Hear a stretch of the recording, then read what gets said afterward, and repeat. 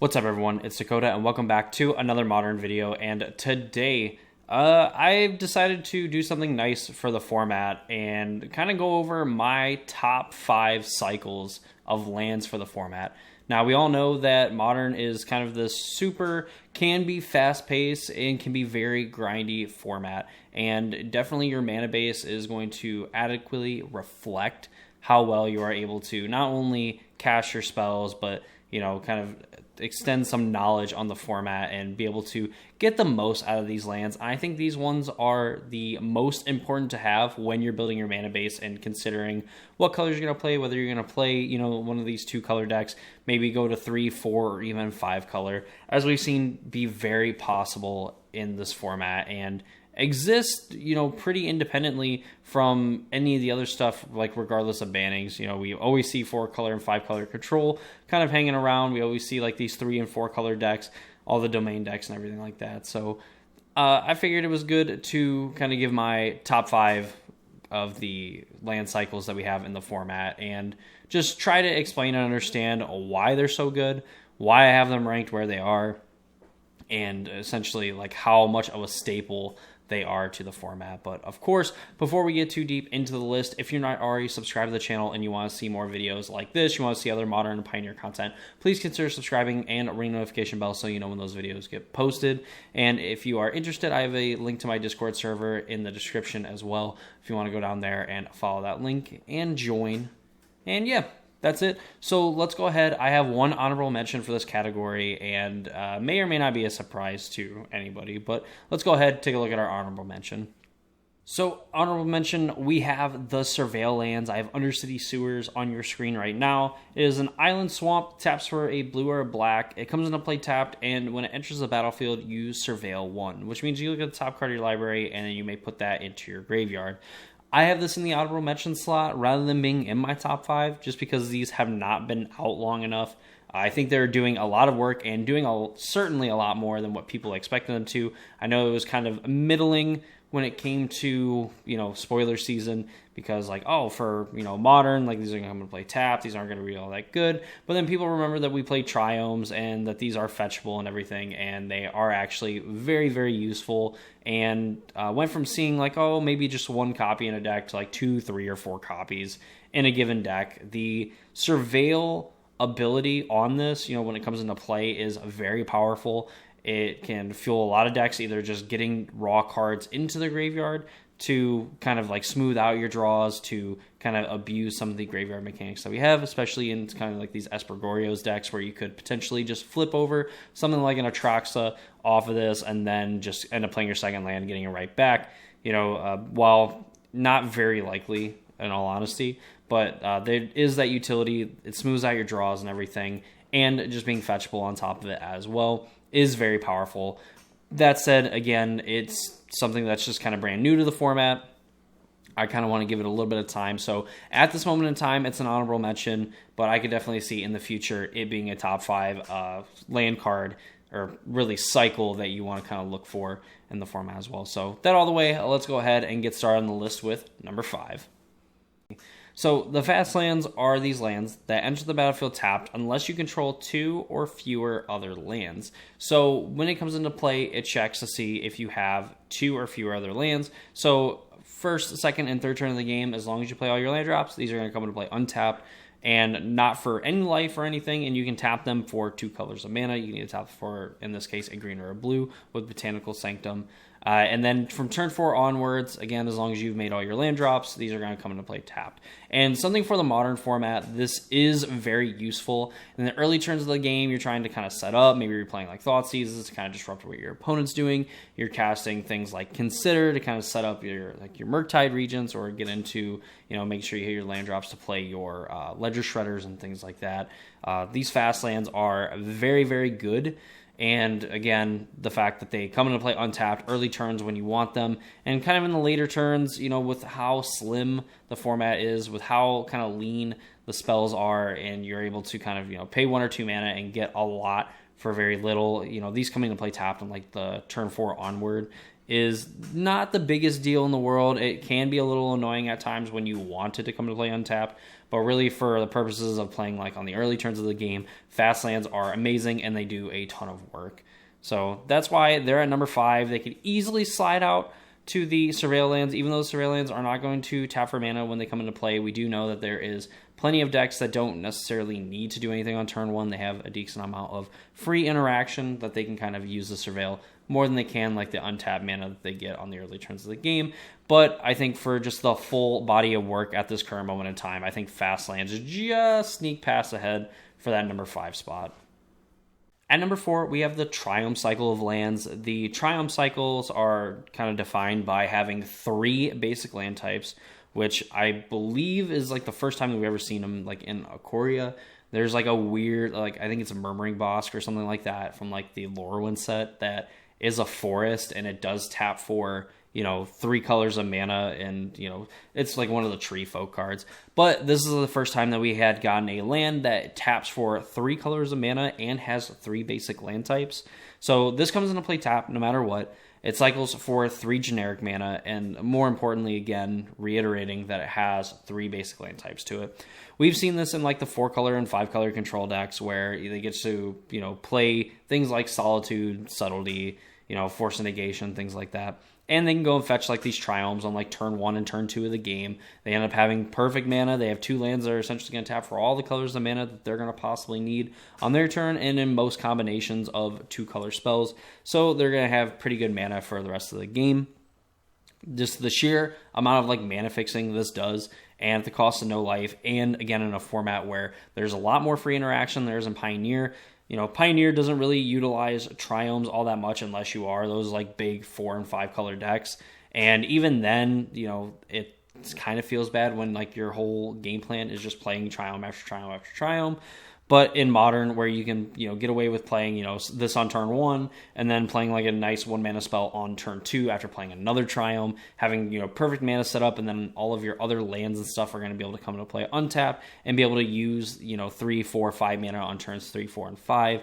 The fixing can't be underestimated. The cycling is relevant at times, albeit pretty expensive when, considering that you have a cycle of cycle lands that cycle for 1 of their respective color, and then you have like the Scattered Groves and things like that cycle for 2. This is kind of a higher ask, but it does give the land some utility, and just even plays like this game of like you can fetch out so many Triumphs to kind of perfect your mana, and then future Triumphs just cash in for cards later, which again in like normally like these control based and like the mid-rangey based strategies is totally fine because they're going to be leaving up mana on their opponent's turn anyway, so then they can kind of just react in that way of like drawing a card and then kind of seeing what happens. So Triumphs, to me, get the number 4 spot, just simply on the fixing and just, again, like the body of work that they have put into. While newer than some of the other fast lands and stuff, I think total body of work, these Triumphs have done a lot to kind of forward mana bases in the Modern format, and they definitely deserve their place here at number 4. Number 3 is definitely going to break the rules in terms of, kind of what I set for myself. I said that the Surveil Lands are like too new. I think they're maybe like a month or 2 old, and probably not even 2 months, probably somewhere between a month and 2 months. But the Channel Lands we've had for quite a bit of time, had them for a hot minute, and they've been stellar. I mean, kind of like the MH2 cycle of the elementals, the pitch elementals, where it was like we could tell that a few of these were going to be good from the start no matter what, and then other ones like maybe not so great but then ended up being great. And I feel like this same cycle kind of followed that trend where we knew Beseiju was going to be good, Otawara had some potential, Aganjo had potential, the red one's not that great, and Takanuma's okay, that's fine.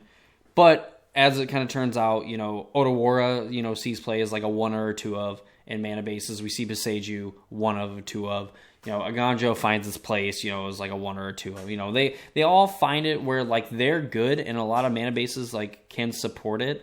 they absolutely play one or two of these lands because it is probably the ultimate utility land in terms of getting to tap for a color of mana and then also get to do something that ends up being relevant for your game plan. We've seen some like crazy Slogurk action or whatever in Standard where they get to use like Takenuma and all these other things. Boseiju is a must-have for green decks in the Modern format. Otawara seems like even a must-have for the blue decks in the format as well. Takenuma seeing play in Modern. Sokenzen, while sparingly as like some of the other ones, definitely sees its play and plays its role very well on top of like Takenuma as well, and Aganjo in the semi-aggressive like white strategies. It's probably the least played one between that one or the red one, and even then outside of Modern they're great, you know. But I think as like the green, blue, and black ones have finally become staples of like Modern, where like no matter what, you're playing at least one or two copies of these, and you're really only playing them, you know, one or two copies because they're legendary. If these weren't legendary, these would be absolutely, you know, played in, you know, at least 2 to 3 copies in each deck, as long as they could actually support the mana and stuff for it. So these channel lands have been great. They've been awesome. I don't see them going away anytime soon, especially Boseiju in particular. You know, the upside on this card is just insanely high for what it can kind of disrupt and how it can mess with your opponent and things like that. And just all the other tricks that I feel like I haven't even seen, and I watch a ton of, you know, matches of Modern and stuff, and I'm sure there's things that I'm missing for what these cards like actually can do and how they can interact in very specific situations. So they get the number 3 on my list. I think 1 and 2 are, you know, solid. Like this is just firm. Like they're probably never getting dethroned, and maybe they might be controversial, but you know, I think the channel lands are solidly in 3rd place. I don't think, you know, the Triumphs, the Fast Lands, or even the Surveil Lands can kind of overthrow these channel lands and undermine like how powerful these lands are, but I don't think they could ever eclipse the 1 and 2 of this list. So that said, let's go ahead and check out number 2. At number 2, we have Shocklands. Shocklands are by far, every time they've been reprinted in a format, when they've been in Standard, they sell like absolute hotcakes. These are quintessentially probably the best 2-color lands that you could possibly play in Magic, besides like OG duels. And if you look at the prices of OG duels, you know, unless you're just, I don't know, like a crypto guy in like the early like 2020s or whatever, or you're just sitting on a pile of money, or you just don't care, then yeah, go get those. But Shocklands easily for Modern are going to be one of your best investments, because it's probably the best land for Modern and the Pioneer format as well. So you kind of get to pull double duty on those things. And, you know, Steam Vents just in particular is a very powerful card for the format, and Shocklands in general, you know, kind of give you that option. That's kind of where their power lies in. They don't cycle, they don't come into play untapped, you know, in the early turns for no life. They don't surveil, they don't channel and destroy non-basics or, you know, lands, whatever. But they do give you the choice. They let you come to play tapped if you don't need the mana right away, and if you do, 2 life is absolutely nothing on top of the fixing that it offers you. And just, again, like kind of that utility is what makes them very powerful.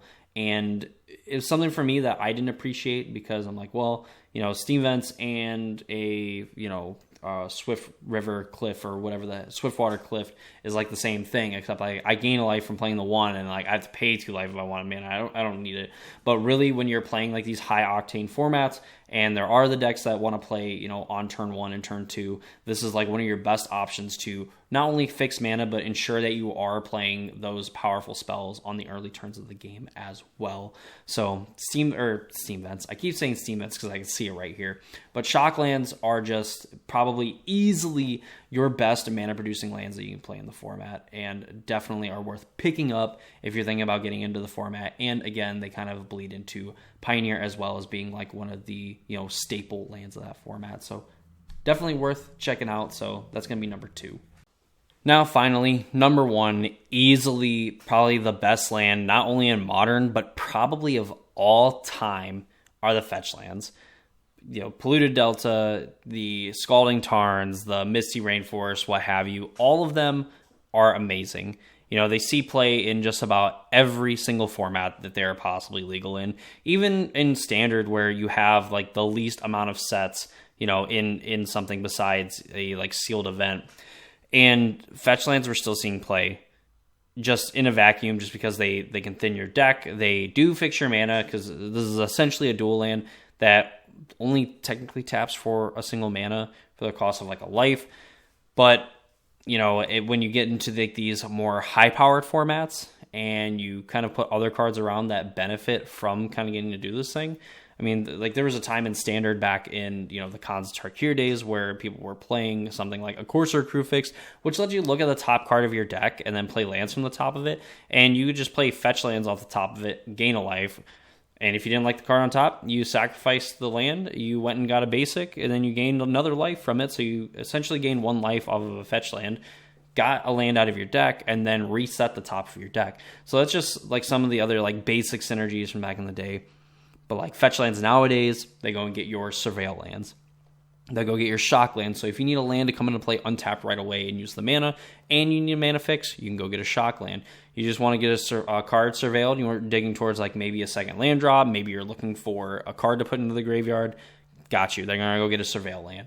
You need to just absolutely have the best mana possible, go and get a Trium. You know, this is easily one of the greatest lands of all time. And for newer players, I think it's very hard to kind of grasp that concept, because like, well, I have to pay life when I could just play a basic swamp or a basic island. But you can't put an island or a swamp like in the sleeve, you know, in one sleeve, and then pick which one you want to play when you draw it. You know, like this gives you the option. And as we've noticed between, you know, this and Shocklands, the option is so much more powerful than the actual action. And when the actual action as well is very powerful, you kind of get this, you know, land that ends up being very exciting. And for fetch lands, again, with those little tricks that you can do to kind of like give yourself a chance to look at as many cards as possible and manipulate your deck and everything, and all these other options and stuff, is the reason why I have fetch lands as like the number one best land for the modern format, the land that you should absolutely, without a doubt, 100% be picking up as many copies as you can possibly carry, because these lands are just always going to be in high demand. They're never going to go out of style. And until, you know, there is somehow a day where fetch lands do get banned in formats, which will probably never happen. Like, I would say the sun's probably going to go dim before fetch lands get banned in like modern and things like that. But they're definitely the best lands to have. They give you the most utility and the most option of any of the lands in the format. And to me, they are easily the best land for modern and probably some of the best lands of all time. So that's going to do it for me in this video. I hope you all enjoyed. If you did, please leave a like on the video. Comment down below if, you know, I got it right. What's your top 5 list of land cycles in the modern format? And, you know, always subscribe to the channel. You know, ring the notification bell, support my content, join the Discord server with the link in the description down below. That's going to do it for me in this video. Hope you all enjoyed, and I hope to see you all in the next one.